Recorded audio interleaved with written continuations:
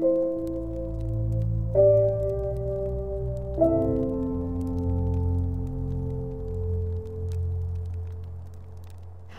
հեռուստադիտողները, մենք շարունակում ենք աշխատել Ծիծեռնակաբերդի բարձունքից, արվեստի միջոցով բարձրաձայնել ու լսելի դարձնել մի ամբողջ ազգի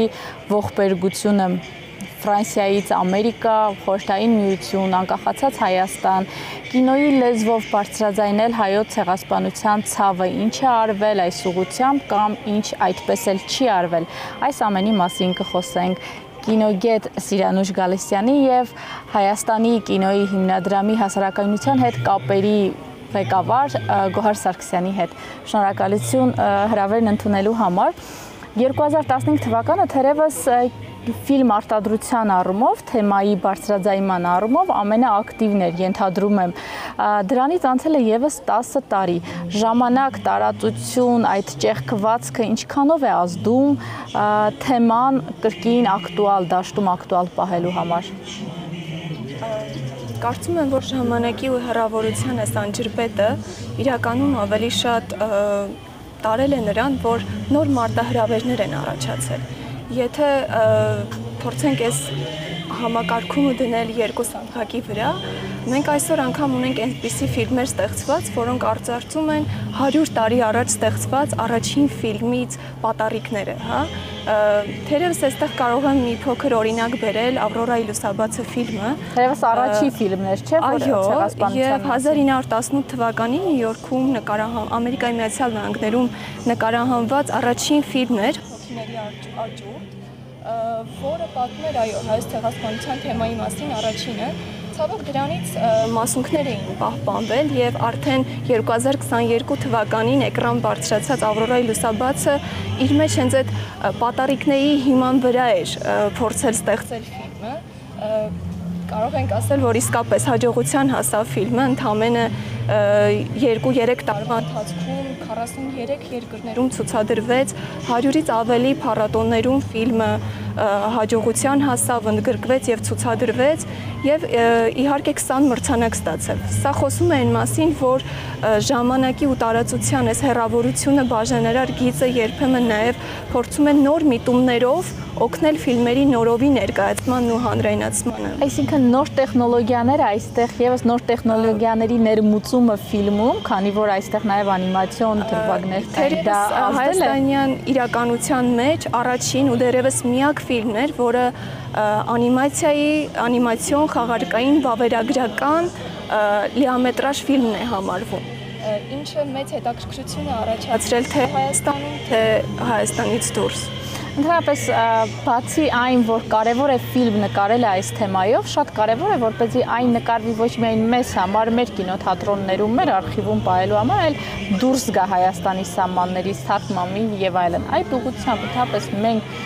ինչ մակարդակի վրա ենք գտնվում, ինչ ենք արել, ինչ ենք անում հիմա։ Թերևս կարելի ասել, որ պետական մակարդակի կա հստակ մոտեցում ու ծրագրային որոշակի քայլեր, ու Հայաստանի կինոյի հիմնադրամը տարիներ շարունակ աշխատում է այն ուղղությամբ, որ ֆիլմերի հանրայնացման մասով հստակ գործողություններ իրականացվեն։ Եթե խոսենք գործնական քայլերի մասին, այո, ֆիլմերի օտարալեզու ենթագրերի պատրաստման, ինչպես նաև տարբեր կինոփառատոներում ու կինոշուկաներում հենց այդ նույն ֆիլմերի ցուցադրությամբ, իհարկե դրանք կարելի ասել վերաբերում են թե դասական ֆիլմերին, թե ժամանակակից, բայց եթե խոսենք ժամանակակից ֆիլմերի տարածման մասին, հիմնականում դրանք հենց կինոարտադրողներին են վերապահված, իսկ կինոյի հիմնադրամը փորձում է որոշակիորեն օգնել եւ հիմա նաև ունի նոր ծրագրեր դիստրիբյուցիոն արտասահմանյան ընկերությունների հետ նոր աշխատանքներ մեկնարկելու, որոնք հավելյալ մեծ օգնություն կլինեն այդ ֆիլմերի հանրայնացմանը, որոնց մեջ բնականաբար մտնում են նաև ցեղասպանության թեմայով ֆիլմերը։ Տիկին Գալստյան, հոլոկոստի հետ կապված ոչ միայն լավ, հաջողված, այլ ընդհանրապես հերթական, բայց ֆիլմերը շատ էին եղել։ Արդյոք Խորհրդային Միության լռության տարիները ազդել են, թե չէ, որ այնուամենայնիվ հայոց ցեղասպանության մասին կինոյի լեզվով թերևս այնքան էլ շատ մեծ աշխատանք չի տարվել։ Գիտեք, Հոլոկոստի թեմայով ֆիլմեր, իրենց մոտ ազգային ծրագիր է, անկախ նրանից, թե որքանով են հարցերը լուծված, եւ անգամ այսպես ժանրային առումով չեն խորշում, հա, թե ինչ տեսակ տրագիկոմեդիա ընդհուպ մինչև նույնիսկ տրագիֆարս, այդպես իրենց համար կարևորը այդ թեման եւ ամբողջ մարդկության հիշողությունը անընդհատ թարմացնելն է եւ դա արվում է այսպես իբրև ազգի ծրագիր հիմնական։ Եթե հայոց ցեղասպանության մասին է խոսքը, ապա պետք է ասել, որ ամբողջ աշխարհում է լռություն պահպանվել, ոչ միայն Խորհրդային Միությունում։ Եվ այդ լռությունը այսպես ինչ-որ ընդմիջումներով, հա, ընդհատվել է։ Ամեն դեպքում, թեև մեծամասնության հիշողության մեջ ամրապնդված է նահապետ Հենրիկ Մալյանի, որ հիրավի ազդեցիկ ֆիլմ է եղել եւ այն տարիներին ցուցադրվել է Եվրոպայի հիմնական այսպես մայրաքաղաքներում, երկրներում Եվրոպայի ցուցադրվել է Կաննի փառատոնում հատուկ հայացք ծրագրում է ներկայացված եղել, ֆիլմի մասին գրել են լոնդոնյան թերթերը, ֆրանսիական Cahiers du Cinéma-ն, այդպիսի ժամանակ է եղել եւ կարելի է ասել, որ 77-78 թվականին անցյալ դարի, այսինքն Նահապետը ամենահայտնի հայկական ֆիլմն էր առհասարակ։ Բայց պետք է նաև նշել, որ այդ ֆիլմից առաջ նույնպես նկարվել են անդրադարձներ, եղել են այդ թեմային, ուղղակի այսպես ինչ-որ չափով։ Տեսեք, օրինակ, վավերագրական մի ֆիլմ կա, «Հայրենի երկիր», 1945 թվականին է նկարվել ու 46-ին արդեն պատրաստ է եղել ժապավենը, այդպես վավերագրական ֆիլմ է, 3 ռեժիսոր են աշխատել ֆիլմի վրա, Գուրգեն Բալասանյանը, Լևոն Իսահակյանը եւ Հրաշ Զարգարյանը։ Եվ ֆիլմի հեղինակային տեքստը հանձնարարված է եղել, որ գրի Ալեքսանդր Դովժենկոն, որպես պոետական կինոյի, այդպես խորհրդային կինոյի խոշոր դեմքերից մեկը։ Եվ նա նաև մոնտաժային աշխատանքներն է անգամ ղեկավարել, այդ ֆիլմը ապշելու բան է այդ ժամանակ եւ խոսվել է այդտեղ ցեղասպանության մասին, քարտեզն է ցուցադրվել, թե ինչպես է բսկտվում երկիրը եւ ինչպես մեր աչքի առաջ այդպես նկարով փոքրանում այդ քարտեզը եւ ցեղասպանության արխիվային կադրեր են օգտագործվել Մոսկվայի այդ ֆիլմոֆոնդի այդ արխիվից 45-46 թվականի ֆիլմի մասին եմ խոսում, վավերագրական այն էլ, հետո ասենք, գիտեք, մինչև Բարև Եսեմը, 1965 թվականն է, Բարև Եսեմը համընկավ մեր ազգային գիտակցության այդ զարթոնքի հետ, 50-ամյակի տարելիցի հետ կապված, այդ բոլորը հասկանում ենք եւ այդ ֆիլմում իհարկե դա ուղղակի հանճարեղ բառեր է գտնվել սցենարի հեղինակ Արնոլդ Աղաբաբյանի կողմից, Ֆրունզե Դովլաթյանի հետ միասին իրենց այդ մտահղացումը, որ ֆիլմը սկսել այդ դոկումենտալ կադրերով, թե ինչպես ժողովուրդը, այսպես մեր պատմական հանդիպատեղիում, նշանակալից իրադարձությունների, օպերայի թատերական հրապարակում, ինչպես է սպասում իր զավակի հաղթանակին եւ այդ սպասումը այնտեղ իրենք անվանում են մասսայական վերհուշ, համատեղ արշավ դեպի անցյալ։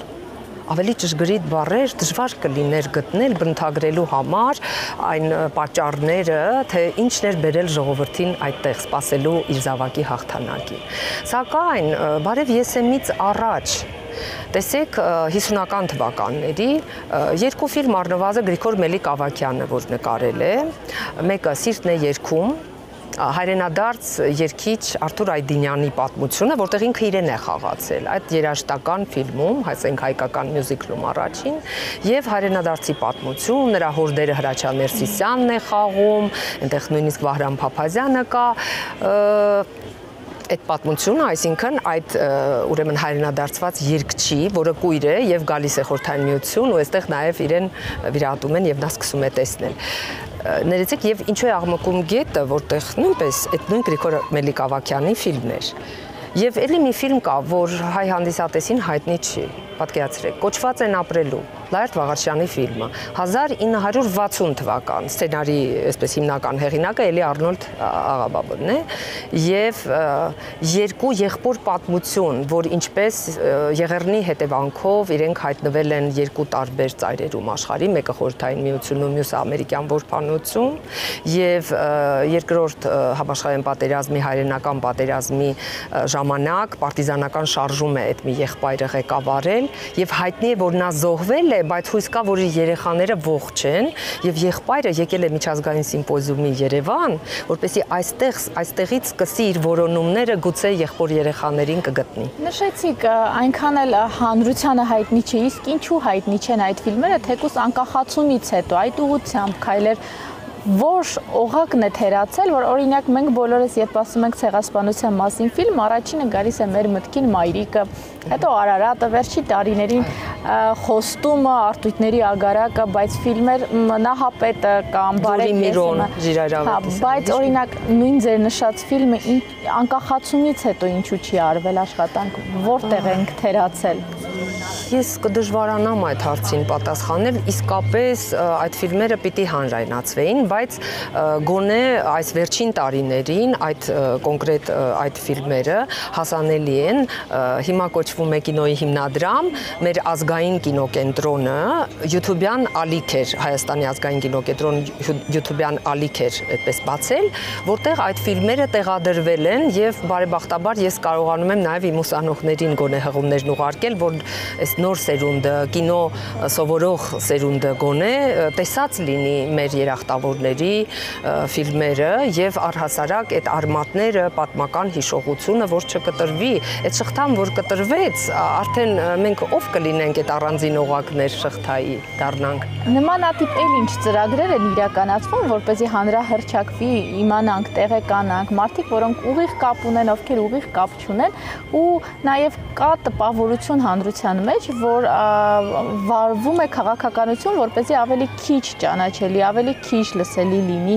թեման։ Արդյոք դուք նման քաղաքականություն զգում եք։ Նախ շարունակելով Տիկին Գալստյանի ասածը, այո,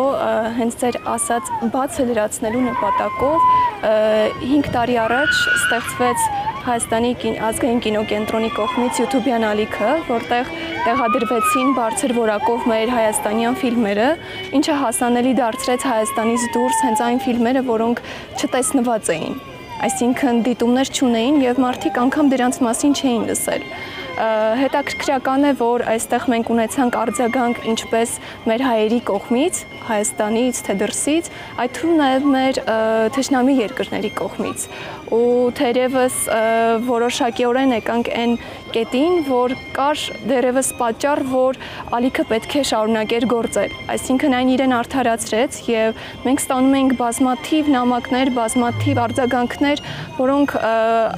ասում էին եւ նշում էին ձեր ասածը, որ սրա շնորհիվ մենք փորձեցինք նաեւ պահպանել այն ազգային մշակույթը, որը այսօր փորձում ենք նոր լեզվով հաղորդակից դարձնել նոր սերնդին։ Իսկ ընդհանուր ծրագրի շրջանակում, այո, տարբեր ծրագրեր են իրականացվում։ Այ ամենավառ օրինակից սկսեմ, 3 Հայաստանում ֆրանսիական ինստիտուտում կազմակերպվել էր ֆիլմի ցուցադրություն, նույն Ավրորայի լուսաբացը, ուսանողների եւ դասախոսական կազմի համար, ինչպես նաեւ դրան հաջորդել էր ֆիլմի քննարկումը։ Նմանատիպ տարբեր ծրագրեր են իրականացնում, փորձելով ժամանակակից ֆիլմերը եւ ոչ միայն, նաեւ դասական հայ ֆիլմի կողմից ստեղծված ֆիլմերը հանրությանը ավելի հասանելի դարձնել եւ դրանք չեն սահմանափակվում միայն եթերով կամ որոշակի նեղ շրջանակներով փակ ցուցադրություններով։ Դրանք նաև փորձում ենք միջազգային հարթակներում հանրայնացնել եւ պիտի ասեմ, որ շատ հաճախ լինում են դրսից ցանկություն հենց այդ ֆիլմերը ցուցադրելու, ինչը ի հակակշիռ լինում է միայն քաղաքական ենթատեքստերով։ Իսկ դուք զգում եք վարվող քաղաքականություն ուղղված, որ ավելի քիչ այդ ուղղությամբ ամեն դեպքում աշխատանք տարվի։ Պիտի պնդեմ, ֆինանսավոր մակրճատումներ, թեմային քիչ անդրադարձի ուղերձներ։ Փաստը կայանում է նրանում, որ այո, հայ ֆիլմի կողմից ստեղծված թվով 7-ից ավելի ֆիլմեր, հա, նույն ցեղասպանության թեմային վերաբերող արդեն ժամանակակից ֆիլմերը որպեսզի շարունակություն, միայն վերջին մի քանի տարիներին ինքս ականատես լինելով որոշակի ֆիլմերի ստեղծմանը, որոնք այո ստեղծել են պետական ֆինանսական աջակցություն, կարող են դրանք թվել նույն ամերիկացի, Ներկեն գիշեր, Սողոմոնի երգերը, Ավրորայի լուսաբացը, նաև փաստավավերագրական ֆիլմեր Հայք կինոստուդիայի կողմից ստեղծված, սրանք բոլորը պետական ֆինանսական աջակցությամբ են ստեղծվել եւ այս շարքը թվելի է շատ երկար, միանշանակ կարող եմ ասել, որ այդպես չէ, որովհետև դրանց միջոցով այո, մենք փորձում ենք թեման նաև բարձրաձայնել եւ հանրահռչակել նաև հայկական ֆիլմերը հենց այս թեմայի շրջանակներում։ Տիկին Գալստյան, ձեր դիտարկմամբ հայերը հայի ցավի մասին ավելի լավ կպատմեն, թե օտարերկրացի ռեժիսորները։ Գիտեք ինչ, հայացք ներսից եւ դրսից, հա, այդ տեսակ բան կա, եւ կա նաեւ մի ուրիշ հարց, թե մարդը որքանով է այդ իր արյան բաղադրության մեջ կրում կարեկցանք։ Եթե այդ կարեկցանքը անկեղծ է, այդ դեպքում երևի ծագումը նշանակություն չունենա։ Սակայն դիտանկյունները իհարկե տարբեր կլինեն։ Գիտեք, ես այս պահին կուզեմ նաև հիշեցնել երկու եւս ֆիլմ հայկական, որ էլի անհայտ են, հատկապես առաջինը։ Ներսես Հովհաննիսյանին բոլորը գիտեն Հարսնացուն հյուսիսից, Երջանկության մեխանիկան ֆիլմերով, բայց 1968 թվականին նա արել է մի հիանալի կարճամետրաժ ֆիլմ, որը այդ նույն Ազգային կինոկենտրոնի ալիքում տեղադրված է, կոչվում է Հանդիպում ցուցահանդեսում։ Գիտեք ինչ հուզիչ ֆիլմ է, ցեղասպանության ժամանակ կորսված եղբոր դիմանկարը մարդ գա տեսնի ցուցահանդեսում ու սկսի փնտրել եւ դոկումենտալ, այսպես ռեժիսորական ոճով է արված, այսինքն այդտեղ այնպիսի նաեւ ռեժիսորական որակ կա աշխատանքի, որ ապշել կարելի է եւ իհարկե լուսահոգի Սուրեն Բաբայանի, որ անցյալ տարի վախճանվեց, իր վերջին աշխատանքը կարճամետրաժ այդ ֆիլմը Հողաչափիչները, դա իսկապես ֆանտաստիկ ֆիլմ է եւ շատ կուզեմ, որ մարդիկ փնտրեն, շատ հեշտ է այսօր հասանելի է, ուղղակի ընդհանրապես գրեն եւ դիտեն YouTube-ում այդ ֆիլմերը, Հանդիպում ցուցահանդեսում եւ Հողաչափիչները։ Իսկ ձեր ասածը շատ կարեւոր հարց է։ Նայեք, ես նույնիսկ կարող եմ ասել, անգամ հանդիսատեսները, հա, ինչքան տարբեր են տեսանկյունները։ Տեսեք Արարատ ֆիլմը մեզ մոտ այնքան էլ իմ կարծիքով չի նույնիսկ ընկալվել, այսպես ինձ թույլ տամ ասել, այդ բազմաշերտությունը, այդ մեթոդի ռեժիսորական, էգոյանական,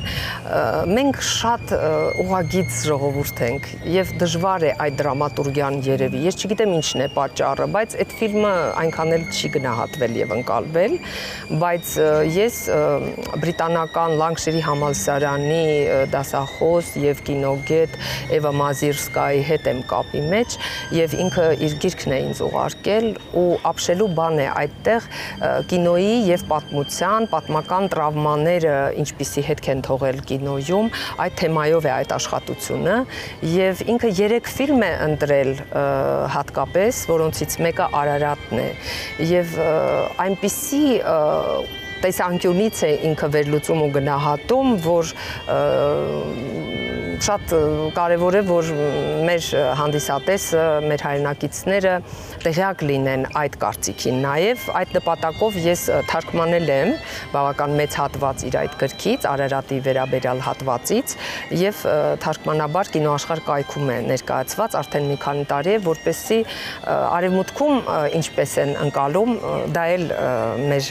հայրենակիցներին հասկանալի լինի, հասանելի լինի։ Իսկ թուրք ռեժիսորները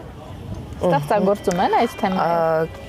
Ես մի ֆիլմ եմ այս պահին հիշում, այդ սպի ֆիլմներ, Ֆաթի Ակինի, գիտեք ինչ, գերմանաբնակ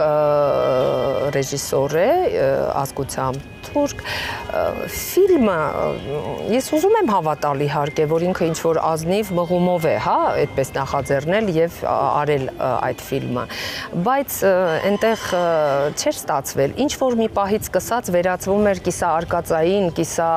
վեսթերնային ինչ որ մի ֆիլմի, արդեն Ամերիկայում արկածային ֆիլմի, որ այն սկիզբը արդեն մոռացանք, թե այդ հերոսը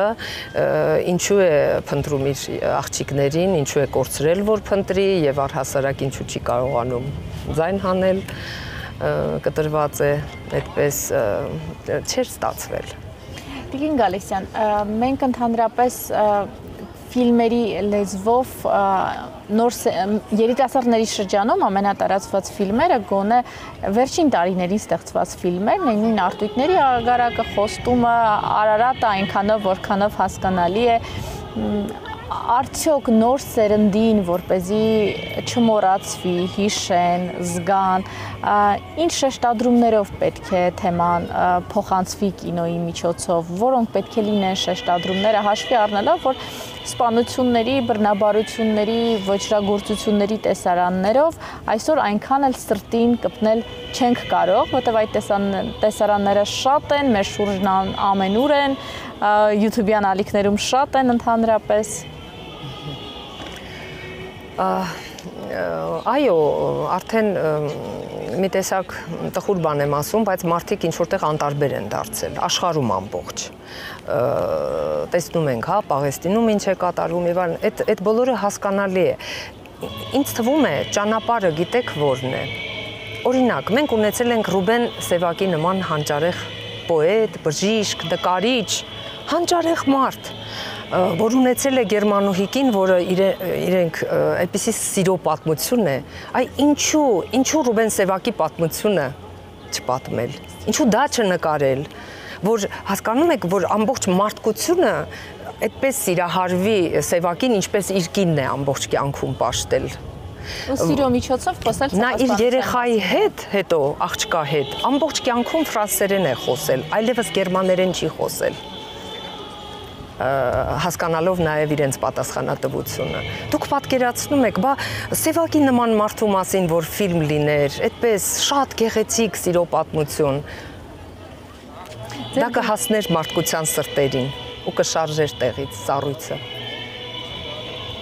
Շատ հաճախ նաև ֆիլմերը հաջողության են հասնում, երբ որ դրանցում ոչ թե ուղիղ պատմում են ցեղասպանության մասին, այլ իրենց մեջ փոքրիկ ակնարկներ են պարունակում։ Այ օրինակ նույն վերջին ժամանակներում նկարահանված ֆիլմերը եւ նրանց ռեժիսորները, անգամ եթե չեմ սխալվում, Ատոմ Էգոյանը պնդում է, որ իր ֆիլմը ցեղասպանության մասին չէ։ Այո, այնտեղ կան փաստեր ցեղասպանության մասին, ամբողջությամբ պատմական հենք է, պատմական իրողություն, բայց ֆիլմը ցեղասպանության մասին չէ։ Ֆիլմը այն մարդկանց մասին է, ովքեր կամ ժառանգներն են ցեղասպանությունից մազապուրց եղածների, կամ նրանց զոհերի ժառանգներն են, եւ այստեղ ինչն է կարևորը, որ ֆիլմերն իրենց մեջ ակնարկներ են կրում, եւ այդ ակնարկներով անգամ միջազգային հարթակներում ավելի լայն շերտերի են հասարակության հասանելի դառնում, քան որ հենց ուղիղ իրենց կոչը կամ ուղերձը ցեղասպանության մասին է լինում։ Ինչպես օրինակ ամերիկացին, այո, արդարացված է այնքանով, որ իրապես ֆիլմը, երբ որ քողարկված ձևով է փորձում ցույց տալ իր հաղորդագրությունը, ավելի մեծ հաջողության է հասնում։ Իսկ վավերագրություն թե գեղարվեստական։ Դա ամենաբարդ հարցն է, գիտեք, դա նախասիրության հարց է, ինչու, որովհետև կան մարդիկ, որոնք վավերագրական կինոն են սիրում, որովհետև իր իսկությամբ, փաստերի, իսկականությամբ է, այդպես չէ, գրավում, բայց գեղարվեստական կերպար ասածն էլ իր ուժը ունի, իր ճանապարհը ունի, այս երկու տեսակի ֆիլմերը, վավերագրական եւ խաղարկային, իրենք տարբեր ուղիներով են պատմությունը պատմում եւ կերպար ստեղծում։ Կարծում եմ, որ երկուսն էլ հավասարապես կարեւոր են։ Մի ժամանակ ցուցադրվել է ուրեմն ամերիկահայ ռեժիսոր է Մայքլ Հակոբյան։ Ֆիլմը կոչվում էր Գերմանիան եւ պատասխանատվությունը հայոց ցեղասպանության հարցում։ եւ Ամերիկայում մրցանակ է ստացել այդ վավերագրական ֆիլմը, շատ կարեւոր ֆիլմ է, կամ ասենք Ժխտման ճարտարապետները մի քանի տարի առաջ այստեղ բերեցին, ցուցադրեցին եւ ֆիլմի հեղինակները ամերիկացիներ էին, օտարներ էին, կար բնաջնջման մտադրություն, այդպիսի մի ֆիլմ։ Գիտեք, մարդ կա հենց վավերագրական է սիրում, այստեղ շատ դժվար է, բայց ամեն մեկը իր ճանապարհը ունի, որ հասնի մարդկանց։ Ես միևնույն է, կողմ եմ, որ երկուսն էլ լինեն, որովհետև խաղարկային կինոն էլ ուրիշ ազդեցություն ունի։ Ձեր դիտած տասնյակ ֆիլմերից որը կառանձնացնեիք որպես ձեր գնահատմամբ ցեղասպանության մասին լավագույնը պատմող ֆիլմ, որը հասել է հենց ձեր սրտերին։ Գիտեք, ես ավելի շուտ կարծեմ մայրիկից առաջ եմ տեսել Էլիա Կազանի ֆիլմը, ճիշտ է, այնտեղ Համիդյան ջարդերն են, բայց ցեղասպանությունը մեծ ցեղասպանություն եւ Ամերիկա, եւ տեղյակ եմ, որ այդ ֆիլմը խորհրդային տարիներին մտավորական էլիտային հատուկ ցուցադրությամբ ներկայացվել է Կիդոյի տանը, այդպես, իսկ հետո 90-ականներին դա հեռուստատեսությամբ մեր ցուցադրվեց, այ ես այդ ֆիլմից ցնցվեցի, բայց դրան այո, Ամերիկա 1962 թվականի ֆիլմ է, որը 11 նոմինացիաներում Օսկարի անվանակարգերում Օսկարի է ներկայացված եղել այն ժամանակ։ Համենայնդեպս համացանցում կա։ Չէ, դա հայկական չի, մենք իրավունք էլ չունենք։ Նույնիսկ իմ հոդվածի մեջ, որ տեղադրել էին, այնտեղ իրենք բլոկ են արգելել են։ Բայց մարդիկ հանգիստ կարող են փնտրել ռուսերեն թարգմանությամբ, կուզեն անգլերենով, կարող են դիտել, բայց դա շատ մեծ ֆիլմ է։ Այդտեղ հայի մի քանի կերպարներ կան, այնտեղ կա Վարդանի կերպար, քաչ, ազգային արժանապատվությամբ հերոսական խիզախ մի տղա է։ Եվ ես նույնիսկ կասկած ունեմ, որ Էլիա Կազանը երևի Խենթի մասին ինչ-որ բան է լսած եղել։ Հակառակ դեպքում ինչու այդ հերոսի անունը Վարդան, որտեղից։ Գիտեք, ունեմ այդպիսի կասկած։ Եվ իհարկե դրան հաջորդեց մայրիկը, որ բարի մաչն էր անվանել եվրոպական կինոյի ամենաթանկարժեք ստեղծագործությունը, դա իրենց գնահատականն է, բայց Ամերիկայում չի ունեցել ֆիլմը դիստրիբյուցիա, ցավոք, այդպես։ Տեսեք, այդ բլոկբասթերը խոստումը հայտնվեց, դեռ ֆիլմը չհայտնված արդեն ինչպիսի հակակոմպանիա հարձակումներ էին սկսվել։ Զուգահեռ իրենք նկարել են այդ լեյտենանտի պատմությունը, այդ ֆիլմը, եւ Բեն Քինգսլի նման իզարմանս ինձ մեծ դերասանը այդ ֆիլմում խաղացել է։ Շատ այնքան բան կա, Ջենիքս, այդպիսի մի ֆիլմ էր պատրաստվում նկարվել, եւ թրեյլերը հայտնվել էր YouTube-յան ալիքում, Ալ Պաչինոն պիտի խաղար մեջը։ Ինձ իմ ուսանողները 14 թվականին ցույց են տվել։ Ես տեսել եմ։ Ես մտածեցի, արդեն երրորդ հերոսը պիտի լիներ, որ Ալ Պաչինոն հայի է խաղում։ Եվ հետո այդպես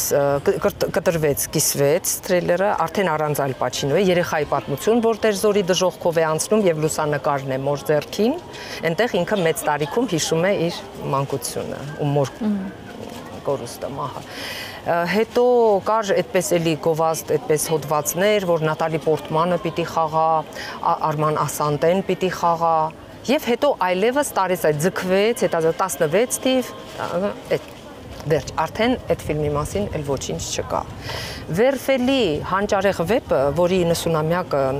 նշվեց եւ այդ կապակցությամբ եղավ մեծ գիտաժողով միջազգային անցյալ սեպտեմբերին, համալսարանն էր կազմակերպել,